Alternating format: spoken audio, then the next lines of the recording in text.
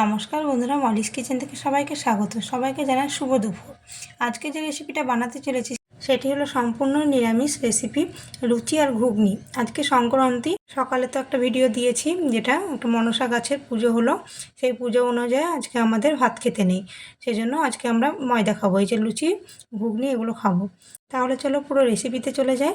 এবার আমি ময়দাটাকে মেখে নিয়েছি, দেখো খুব সুন্দর করে ময়াম দিলাম, ঘি লবণ চিনি দিয়ে ভালো করে ময়াম দিয়ে মেখে নিয়েছি। তারপরে আমি এদিকে লেচিগুলো কেটে নিই, আর এদিকে ঘুগনির জন্য আমি মশলা দেখালাম। মশলাটা নিয়েছি আদা জিরে, আদা জিরেটা বেটে নেব।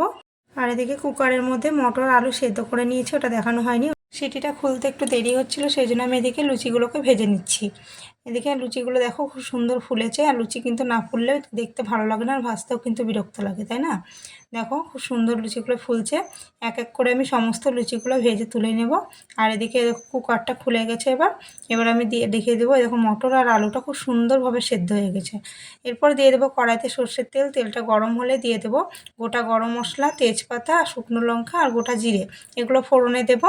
তারপরে দিয়ে দেবো কেটে রাখা টমেটোটা দুটো দিয়েছি, আর দিয়ে দেবো বেটে রাখা মশলাটা দিয়ে এবার দেবো স্বাদ মতো লবণ, হলুদ, লঙ্কার গুঁড়ো এগুলো দিয়ে দেবো, দিয়ে সামান্য জল দেবো, দিয়ে মশলাটাকে কিন্তু খুব সুন্দর করে কষিয়ে নেব।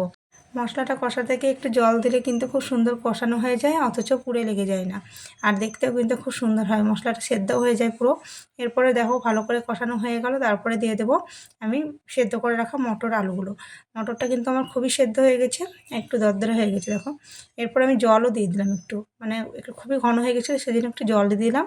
এই যে একটু ফুটে এলে এবার আমি নামিয়ে নেব, তাহলে হয়ে যাবে। এখানে কেউ চাইলে একটু গরম মশলা দিতে পারো, আমি দিইনি, আমি গোটা গরম মশলা দিয়েছি বলে।